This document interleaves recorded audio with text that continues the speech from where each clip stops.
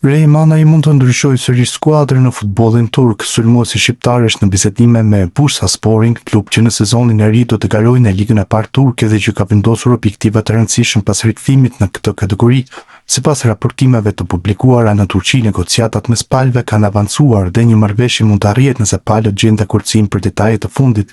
Indarjesi Bursasporit vjen në një periudhë kur Mana është sërish në qendër të merkatos. 29 vjeçari ka kaluar një pjesë të rëndësishme të karrierës në kampionate të ndryshme europiane, ndërsa në Turqi ka krijuar një eksperiencë të konsiderueshme me Sivassporin. Pas një periudhe të shkurtër në Emiratet e Bashkuara Arabe, ai u rikthye te klubi turk në fillim të vitit 2026, por më pas u largua sërish. Në rast të një marrëveshje me Bursasporin, Manaj do të vazhdonte karrierën në Turqi, këtë herë në një skuadër që synon të luftojë për objektivat e saj në elitën e dytë të futbollit turk.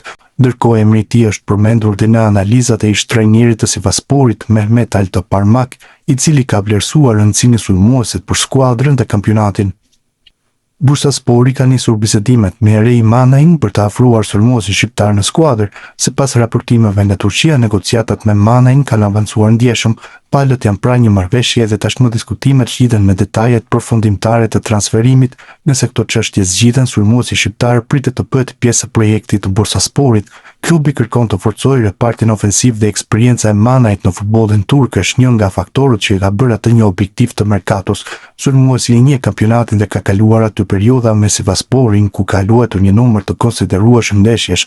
Manaj u transferua te Sivasspori në vitin 2023, në 2 sezonet e para me klubin, 2023-2024 dhe 2024-2025, ai realizoi 30 gole në 60 ndeshje të kampionatit. Paraqitjet e tij në këtë periudhë vendosën në mesin e sulmuesve me statistika të rëndësishme në Superligën turke.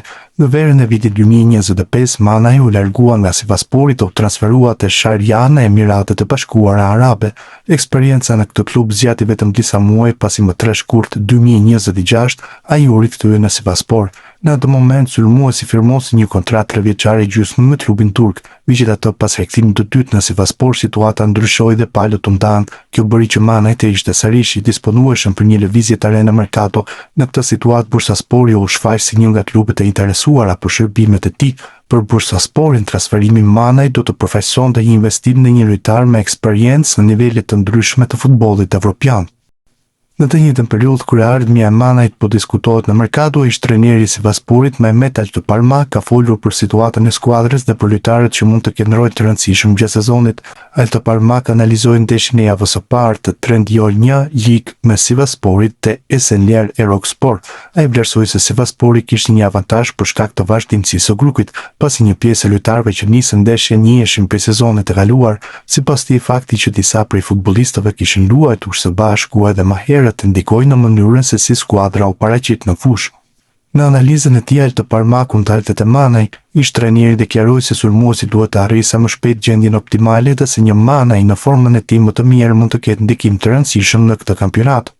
Një Manaj i gatshëm askush nuk mund ta ndalë në këtë ligë, deklaroi Altoparmak duke iu referuar aftësive të sulmuesit shqiptar dhe rëndësisë që ai mund të ketë për skuadrën. Deklarata e tij vjen në një moment kur Manaj nuk është më pjesë e projektit të Sivassporit dhe po diskuton për të ardhmen e tij. Nëse transferimi te Bursaspori konkretizohet, sulmuesi do të përballet me një tjetër ndryshim në karrierën e tij, por do të mbetet në futbollin turk, një kampionat që tashmë ai njeh nga eksperjenca e mëparshme. Altoparmak foli gjithashtu për disa prej lojtarëve të tjerë të Sivassporit, duke përmendur Vajlon Etemin si një prej futbollistëve të rëndësishëm të skuadrës. Një transferim të Bursasporit do të sillte një kapitull të ri për Manaj në futbollin turk. Pas 2 periudhave me Sivassporin dhe eksperiencës së shkurtër në Emiratet e Bashkuara Arabe, sulmuesi mund të jetë në prag të një tjetër aventure në Turqi. Për momentin marrëveshja nuk është zyrtarizuar, por negociatat janë në një fazë të avancuar dhe pritet që detajet e fundit të përcaktojnë nëse Manaj do të veshë fanellën e Bursasporit. Sulmuesi i kombëtares shqiptare, Ernest Muçi, është dëmtuar gjatë një njoftim zyrtar në rrjetet sociale, teksa kanë njoftuar për gjendjen shëndetësore të tij.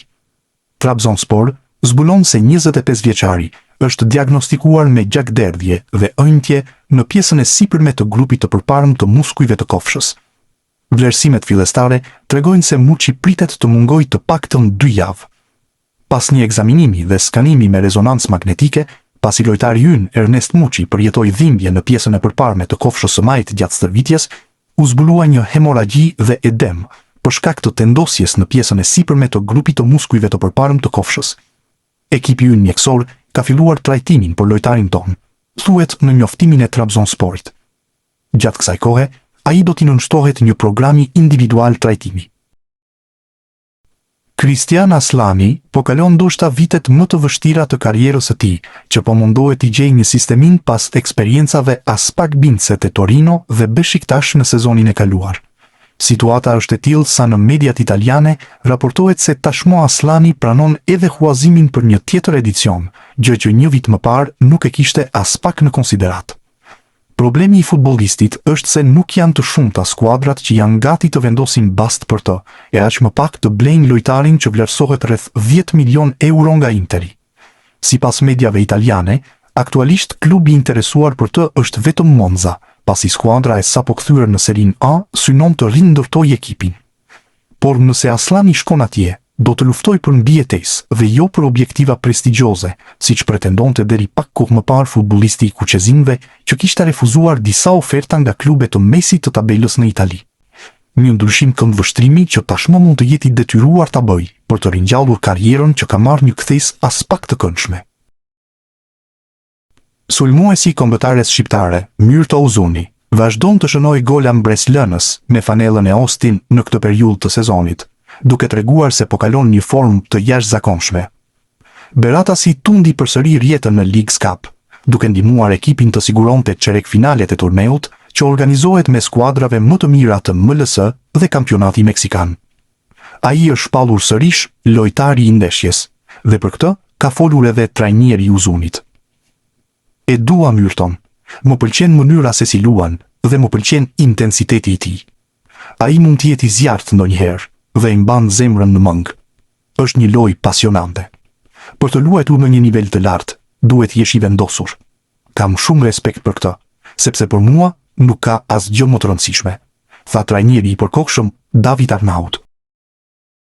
Kevin Dodaj është prezantuar sot zyrtarisht si emri më i ri i skuadrës së Lechia Gdansk në futbollin polak.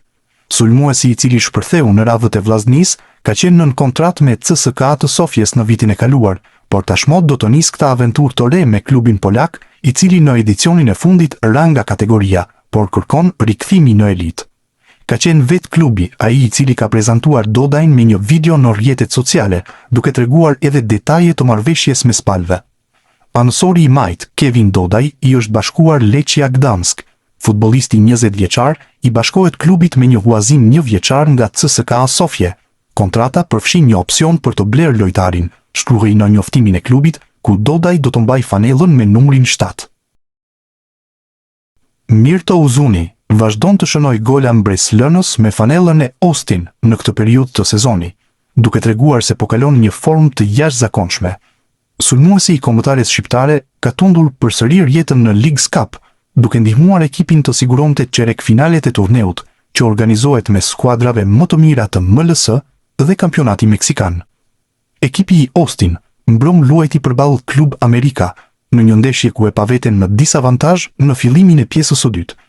Por në minutën e 67 ishte Uzuni ai, i cili me një goditje të jashtëzakonshme nga e majta, çoi topin në cepin e largët të portës dhe barazoi shifrat. Pas 90 minutave në barazim, për të përcaktuar fituesin u deshën penaltit, dhe aty Austin fitoi 6-5, me Uzunin i cili shënoi gjithashtu edhe në tentativën e tij nga pika e bardhë. Leon Mirtaj luajti dje ndeshjen e parë në Europë, ndërsa ishte për të harruar. Debreceni i besoi vendin e titullarit, pikërisht në humbjen 5-1, që pasoi me eliminimin në turin e tretë të Ligës së Konferencës. 18 vjeçari, çuditësisht u aktivizua në krahun e djathtë të mbrojtjes. Vlerësimi 4/9 nga SofaScore ishte më i ulti nga të gjithë lojtarët.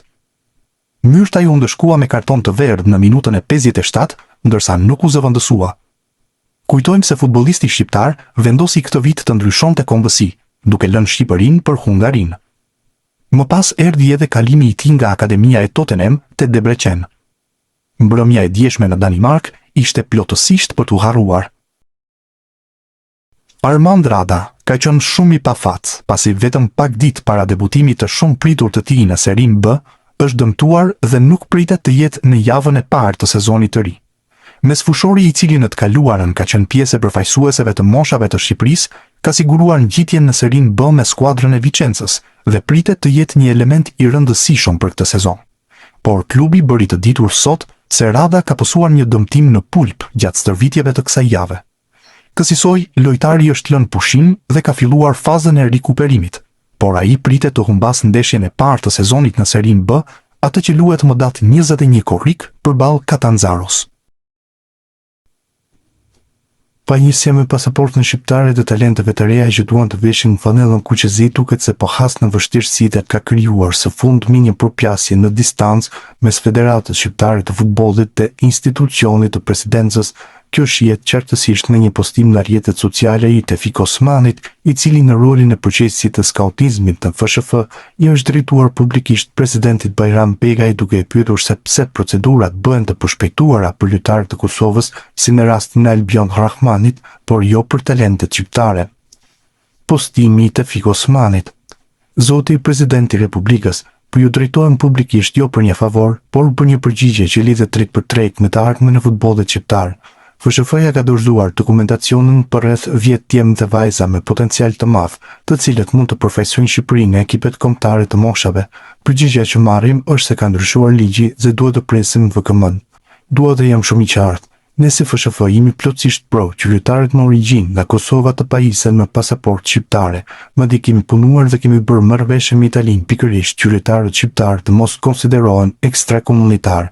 Por pikërisht për këtë arsye lind një pyetje e fortë. Si është e mundur që procedurat për një lojtar të profesueses së Kosovës si Albion Rahmani mund të ecën dhe të përfundojnë, ndërkohë që dokumentacioni i lojtarëve dhe lojtareve të FSHF-ja po përpiqet t'i afrojë me kombëtarët e Shqipërisë, qëndron gjithmonë në prikje. Nuk kemi asgjë kundër Rahmanit apo lojtarëve të Kosovës, përkundrazi kjo është një çështje që ne e mbështesim, por kërkojmë që njëjti seriozitet, e njëjta shpejtësi dhe e njëjta vëmendje të kushtohet dhe talentave që mund të veshin fanellën kuqezi, sepse këtu nuk po flasim për dokumente që mund të presin pafundësisht, po flasim për fëmijë të rinj që kanë një moshë, një cikël kombëtar edhe një moment të caktuar në zhvillimin e tyre. Nëse shteti mund të gjejë një zgjidhje kur bëhet fjalë për një lojtar që përfaqëson Kosovën, pse nuk mund të gjendet një zgjidhje me të njëjtën urgjencë për lojtarët që presin të përfaqësojnë Shqipërinë, sepse në fund rrezikojmë diçka shumë më të madhe se një dosje të vonuar. Rrezikojmë të humbasim talente që Shqipëria i ka gjetur, i ka ndjekur dhe i dëshiron. Dhe do të ishte paradoksale që talentin ta humbnim jo në fushën e futbollit, por në pritje të një procedure administrative. Me respekt, Tefik Osmani. Ish trajneri i kombëtares shqiptare Silvinjo nuk kërkon të humbas shumë kohë me pushimet e gjata teksa ka dalë në nxemje dhe po bëhet gati për një aventurë të re. Klan News mëson se braziliani është një nga kandidatët për të marrë trajtimin e kombëtares së Algjerisë, që së fundmi mori pjesë edhe në botrorin 2026. Ai priti të pasojë Vladimir Petkovicin, i cili në datën 3 gusht u largua nga trajtimi i Algjerisë pas një botrori zhgënjyes ku Algjeria u eliminua në fazën e 1/16 pas humbjes 2-0 ndaj Zvicrës. Bëhet me dije se rivali kryesor i Silvinjos është spanjolli Felix Sanchez Bas, ish trajneri i Katarit dhe një emër me eksperiencë të konsiderueshme. Pritet me mjaft kuriozitet të mësohet nëse do të kemi një marrëveshje apo braziliani do të mbetet të jesh një kandidat.